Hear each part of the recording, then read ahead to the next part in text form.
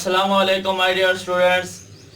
आज हम लोग 10th क्लास के चैप्टर नंबर 1 का लेक्चर नंबर 5 डिस्कस करने जा रहे हैं। क्या है? डेरिवेशन ऑफ एक्सप्रेशन फॉर केसी। पिछले लेक्चर में हमने लॉ ऑफ मास एक्शन की मदद से केसी को मालूम कर लिया था। केसी क्या था? Specific rate constant of forward reaction और specific rate constant of reverse reaction की रेशियो थी। अब उसी केसी का हम लोग एक्सप्रेशन डिफरेंट एक्सप्रेशन ड्राइव करते हैं इन अ बैलेंस्ड केमिकल इक्वेशन में। पिछले में हमने जो इक्वेशन ड्राइव की थी, एक्सप्रेशन ड्राइव किया था केसी का, उसमें हम लोगों ने नंबर ऑफ मोल्स मेंशन नहीं किए थे। इसमें हम जो देखने जा रहे हैं, नंबर ऑफ मोल्स को मेंशन करके देखने जा रहे हैं। ये देखें, ये क्या है? रिएक्टेंट्स हैं। ये क्या है? प्रोडक्ट है। अब ये कैपिटल ए के साथ जो स्मॉल ए है, ये इसके मोल्स की तादाद है, यानी इसका नंबर ऑफ मोल्स है। इसी तरह से कैपिटल बी के साथ जो स्मॉल बी मैंने लिखा है, ये भी उसका नंबर ऑफ मोल्स है। इसी तरह से प्रोडक्ट सी का ये small C number of moles है। इसी तरह से डी का स्मॉल डी भी नंबर ऑफ मोल्स है। हमने पिछले में तो पढ़ा था कि रेट ऑफ रिएक्शन क्या होता है? डायरेक्टली प्रोपोर्शनल होता है to the product of active masses of reactants, जबकि हमने वहां पर मोल्स का तज़किरा नहीं किया था। अब उसी लॉ ऑफ मास एक्शन को थोड़ा सा मॉडिफाई करते हैं। क्या? The rate of a chemical reaction is directly proportional to the product of molar concentration of its reactants। यहाँ तक तो सेम बात हो गई। Rate of reaction, molar concentration या एक्टिव मासेस ऑफ रिएक्टेंट्स के डायरेक्टली प्रोपोर्शनल होता है। आगे क्या लिखते हैं? रेज टू पावर, उन रिएक्टेंट्स के ऊपर पावर दी जाती है equal to their number of moles in a balance chemical equation.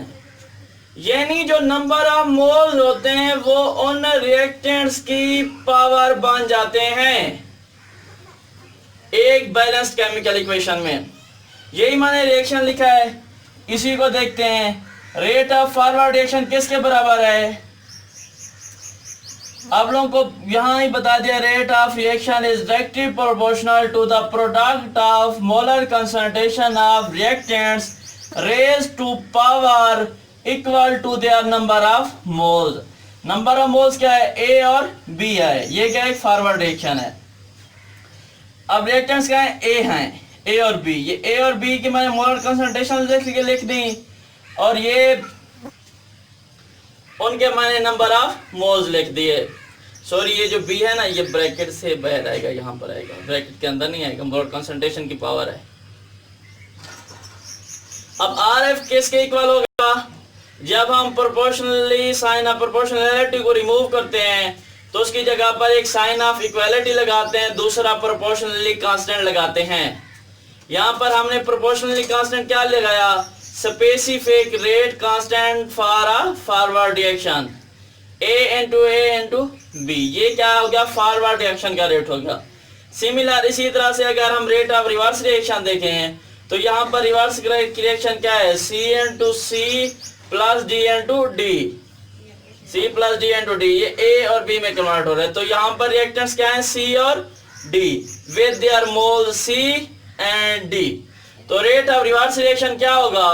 Rate of reverse reaction will be directly proportional to the product of active masses या molar concentration of reactants raise to power equal to the number of moles. ये हमने forward और reverse reaction का देख लिया। अब हम लोग देखते हैं जब ये इक्विलिब्रियम पोजीशन पर आते हैं तो फिर क्या होता है? At equilibrium position, as we already know, at equilibrium position the rate of forward and rate of reverse reaction becomes equal। Equilibrium position पर फॉरवर्ड और रिवर्स रिएक्शन का रेट इक्वल हो जाता है। अब रेट ऑफ फॉरवर्ड रिएक्शन किसके बराबर है? K F A into B. raised to power their number of moles and rate of reverse reaction किसके बराबर है? Kr into C into D raised to power their number of moles। अब अगर हम इसी रिएक्शन को इसी इक्वेशन को रीअरेंज करें तो क्या होगा? ये Kr यहाँ पर मल्टीप्लाई हो रहा है, इधर आकर क्या हो जाएगा? डिवाइड हो जाएगा। जबकि ये A और B इधर मल्टीप्लाई हो रहे हैं, इधर आकर क्या हो जाएंगे? डिवाइड हो जाएंगे। तो ये कुछ इस तरह से बन जाएगा C मल्टीप्लाई D की मोलर कंसंट्रेशन और पावर में इनके नंबर ऑफ मोल। इसी तरह से A और B की मोलर कंसंट्रेशन का प्रोडक्ट पावर में इनके नंबर ऑफ मोल्स। Kf और Kr is equal to Kc as we discussed earlier in previous lecture। Kc क्या होता है? इक्विलिब्रियम कांस्टेंट होता है। तो ये Kc किसके बराबर होगा? इसी इक्वेशन के बराबर होगा। अब इसमें C एंड D क्या है? प्रोडक्ट्स हैं। A और B क्या है? रिएक्टेंट्स हैं एक रिवर्सिबल रिएक्शन के। तो मैं इस तरह से लिख सकता हूं कि Kc बराबर है molar concentration of products raise to power n और molar concentration of reactants raise to power n। तो Kc इसके बराबर हो जाएगा। अब इसी बात को हम लोग एक एग्जांपल की मदद से डिस्कस करते हैं। ये क्या एक रिवर्सिबल रिएक्शन है जिसमें नाइट्रोजन और ऑक्सीजन रिएक्ट करके नाइट्रिक ऑक्साइड बनाते हैं फॉरवर्ड रिएक्शन में। जबकि रिवर्स रिएक्शन में क्या होता है? नाइट्रिक ऑक्साइड दोबारा डिकम्पोज होकर नाइट्रोजन और ऑक्सीजन बना देता है। अब रेट ऑफ फॉरवर्ड रिएक्शन किसके बराबर होगा? Rate of forward reaction directly proportional होता है product of molar concentration of reactants raise to power their number of moles. अब इसमें रिएक्टेंट्स क्या हैं फॉरवर्ड रिएक्शन में? N2 and O2। अब इनके नंबर ऑफ मोल्स क्या है? ऑक्सीजन का भी नंबर ऑफ मोल्स 1 है, नाइट्रोजन का भी नंबर ऑफ मोल्स 1 है। तो जब नंबर ऑफ मोल्स 1 हो तो किसी चीज उसको लिखते नहीं है, बल्कि ये पता होता है अगर उसके ऊपर कोई पावर नहीं लिखी हुई तो पावर क्या है? 1 है। तो RF rate of forward reaction बराबर हो जाएगा KF into product of molar concentration of nitrogen and oxygen. Reverse reaction में क्या होता है? रिवर्स रिएक्शन में होता है नाइट्रिक ऑक्साइड दोबारा डिकम्पोज होकर नाइट्रोजन और ऑक्सीजन में तब्दील हो जाता है। तो रिएक्टेंट ये होता है। तो रिवर्स रिएक्शन में का रेट बराबर होगा Kr into molar concentration of reactant raise to power their number of moles. अब इस रिएक्टेंट के नंबर ऑफ मोल्स क्या हैं? 2 हैं। तो रेट ऑफ रिएक्शन इसके बराबर आ जाएगा। अब इक्विलिब्रियम पोजीशन पर क्या होता है? फॉरवर्ड और रिवर्स रिएक्शन का रेट बराबर होता है। हमारे पास फॉरवर्ड रिएक्शन के रेट की भी वैल्यू है, रिवर्स रिएक्शन के रेट की भी वैल्यू है। हम यहाँ पर पुट करेंगे, जब इक्वेशन को रीअरेंज करेंगे तो क्या हो जाएगा? Kc बराबर आ जाएगा N2 की power 2 over N2 and O2 की मोलर कंसंट्रेशन का प्रोडक्ट। जैसा कि मैंने इस फार्मूले में लिखा, क्या होता है? Kc बराबर होता है प्रोडक्ट्स की concentration power number of moles over reactants की concentration power number of moles. तो यहाँ पर अब इस इक्वेशन में देखें प्रोडक्ट क्या है? N2 है। तो N2 की concentration raise to power their number of moles as discussed here. And reactants क्या है? N2 and O2। N2 and O2 का प्रोडक्ट और raise to power their number of moles which are 1। अब हम लोग एक एग्जांपल डिस्कस करते हैं जिसमें एक नाइट्रोजन 3 हाइड्रोजन मॉलिक्यूल से मिलकर अमोनिया गैस बना देता है।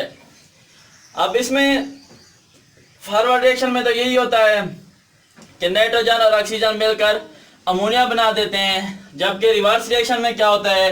अमोनिया डिकम्पोज होकर दोबारा हाइड्रोजन और नाइट्रोजन बना देता है। अब इसके लिए हमने फाइंड क्या करना है? Kc फाइंड करना है। तो पहले क्या देखेंगे?